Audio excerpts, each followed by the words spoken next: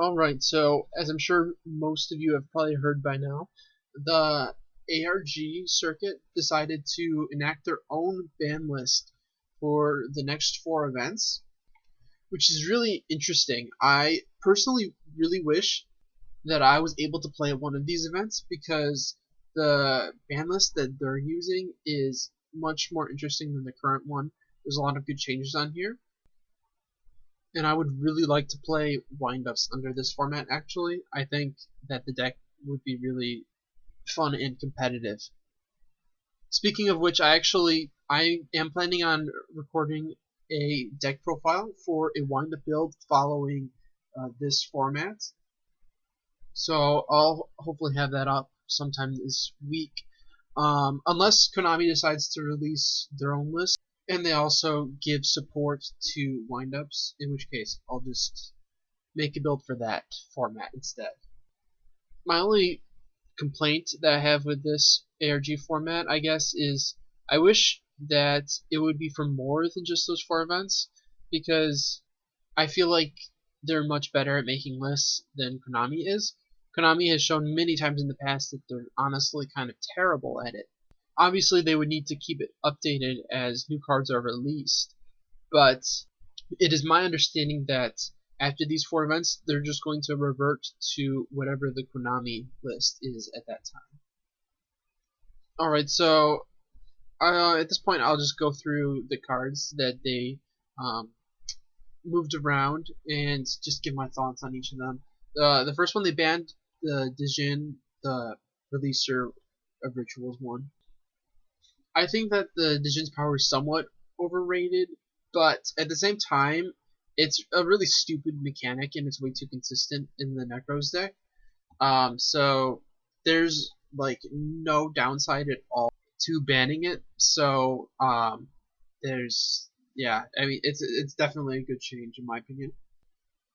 Fusion Gate, similarly, there's not really any downside in banning Fusion Gate. It's pretty much just there for stupid combos.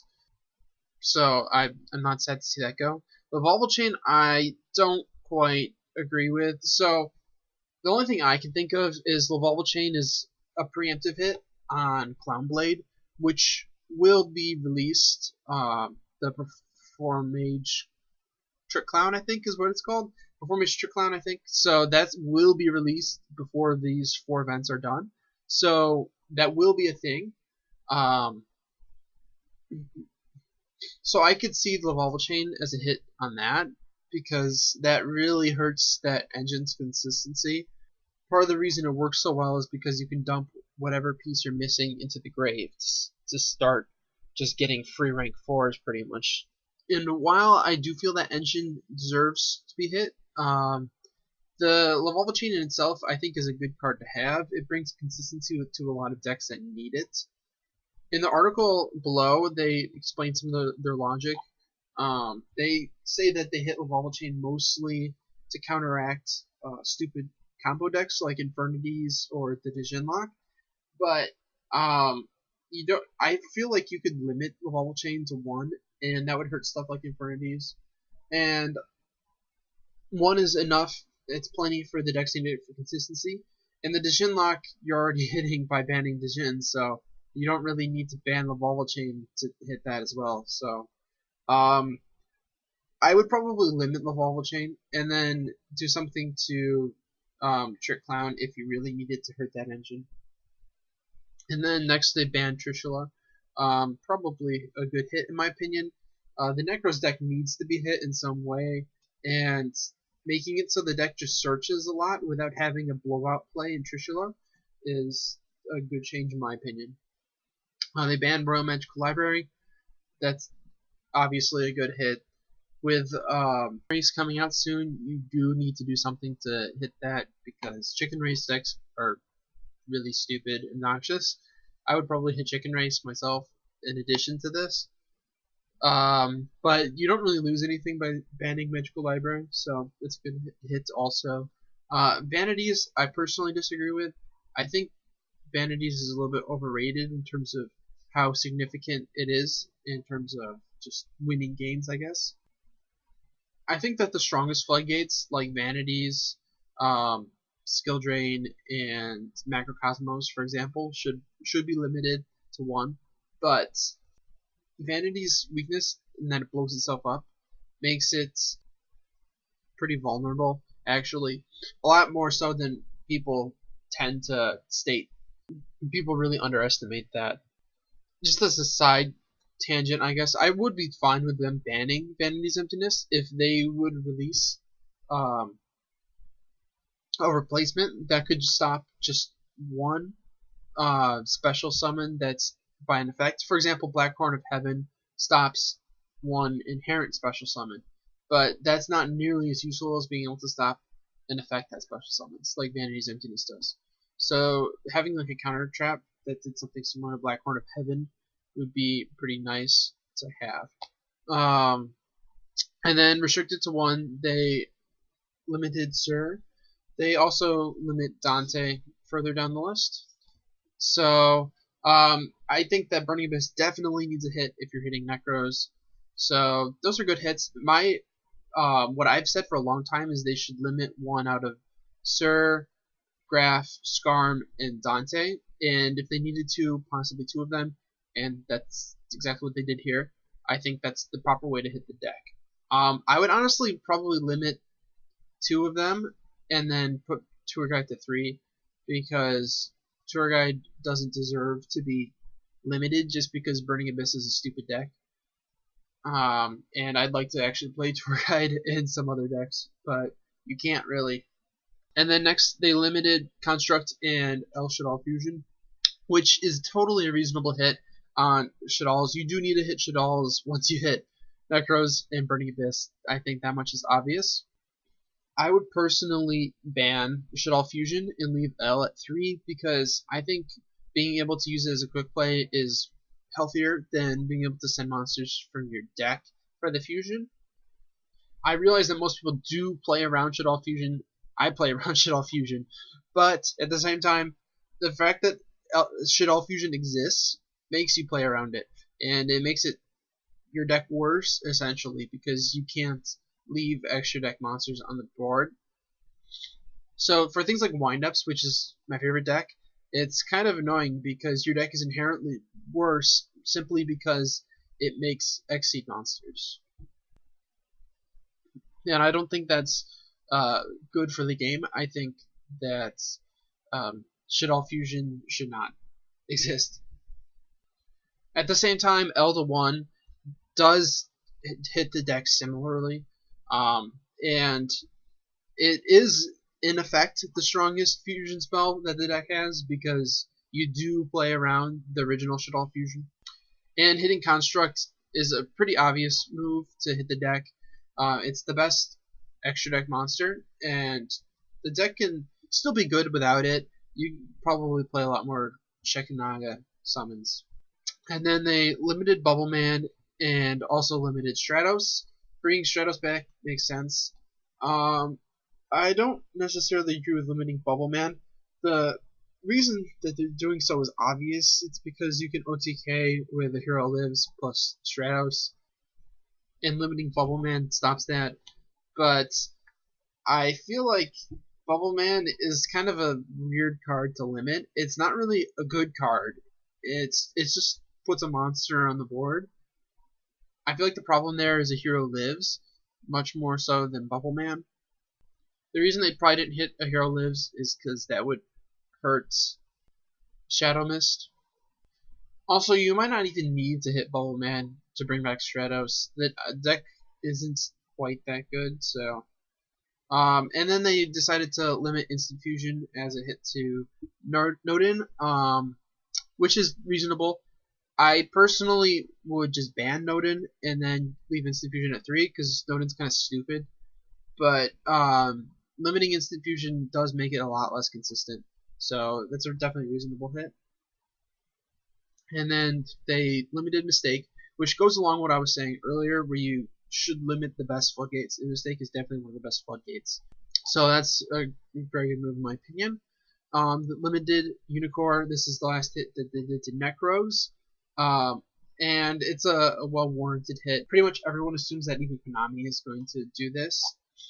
And then they limited Zenmaity, and they also brought Magician up to 2. So the more significant of these moves, in my opinion, is Magician up to 2. This helps the deck twofold. It makes it much more consistent to draw into Magician, and it also makes Magician plays much stronger once you do draw into it. So with 2 Magicians and a Zenmaity, you only need you only 2 cards to OTK. Basically, you need a Magician and a Shark. Currently, with only 1 Magician, you need a Magician and 2 Sharks in hand. But you can summon Magician with Magician off of its own effect, and that just makes for pretty ridiculous combos off of just having 2 cards. Now, I think that the deck with 2 Magicians is actually too strong if we were at an ideal power level, but we're still not at an ideal power level, so I think that it'll definitely be fine with the current state of the game. My ideal game state would have Magician at 1 because it would be too good at 2. But I don't think that's going to happen anytime soon. So being realistic, 2 Magician is very nice for the deck, and it'll create some pretty crazy combos actually. Zenmaity helps to a lesser extent. Basically, you just use it to extend combos by summoning it to the board, and then just pulling a rat out from your deck, and then making a different rank 3 or rank 4 if you have your warrior engraved. Zenmaity's playability does take a bit of a hit without being able to play Tour Guide effectively in the deck. You can play an engine with a Tour Guide and 2 Curry Bandits. Curry Bandit is decent in the deck, being able to pull your Wind Up Factories, but in my opinion, Curry Bandit is just too slow right now.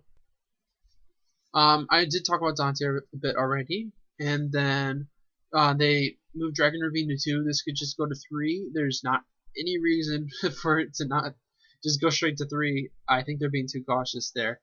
And then they put Hornet to 2. I kind of disagree with that. I think Inzektor's inherent playstyle with Dragonfly plus Hornet is unfair. I think they should either put Hornet to 3 and ban Dragonfly, or put Dragonfly to 3 and ban Hornet, because the interaction between the 2 cards is just not fair, in my opinion. And as it is, having both of them in the game but not at 3, it just makes the deck less consistent. It doesn't make the deck any more healthy, in my opinion. You're still going to pull off the same plays. It'll just be less consistent when you can manage to pull them off. And then they put Rescue Rabbit to 2. That's probably fine. I think Rescue Rabbit, it doesn't need to move up to 2. It's fine at 1. But at the same time, Dino Rabbit probably isn't going to be as relevant as it used to be, especially with Tour Guide hit. The only other deck I can think of that even played it was Evil Swarm, and I mean, who cares about giving Evil Swarm support? That's not really a relevant deck. And then they semi-limited Summoner's Art. I think this is an incorrect hit to Clifford's. I do think you should hit Clifford's more. I don't think that deck is a very fun deck to play against, so I would be pretty harsh with my hits on it. Personally, I would limit Scout, which makes the deck pretty fragile, which is what I would be aiming to do by that hit. And then they put Torrential Tribute to 2, which is a good move in my opinion. Torrential Tribute isn't very good anymore in most formats. It's kind of a format dependent card whether or not it can be good, but it has not really been good since Duelist Alliance came out. So I mean, this could maybe even move to 3, but moving it to 2 first is probably a good idea. And then they moved a bunch of irrelevant cards basically up to 3. Dark Hole at 3 is kind of weird, but it's fine at 3. It's good monster removal, but it's pretty balanced at this point in the game. Chaos Sorcerer has no reason being semi-limited. Might as well give Chaos some love. It's a pretty cool deck. Low Bulb Limited is really stupid because nobody's ever going to play more than 1. The only reason I can think of that you would play more than 1 is if you for some reason need a vanilla level 1 earth plant, but I think there might actually be a different one. I'll check real quick. Okay, I should have known. Naturia Cherries, a card that I actually use. That is in fact a level 1 Earth Plant Tuner. So there's not really, I can't imagine anybody using more than one glow up bulb in like any circumstances. So yeah, that this being limited still is one of the more stupid moves by Konami. So putting it to 3 is pretty good, and then Sacred Sword to 3 is really obvious. This is basically trade-in, and I can't imagine limiting or semi-limiting trade-in. It just seems dumb. So this list pretty much does everything that you actually need the list to do at this point in the game. The main thing really is just hits to Nekroz, and this also gives us hits to Shaddolls and Burning Abyss, which is a little bit of extra benefit, and it gives wind up some love, which I appreciate as a wind up player.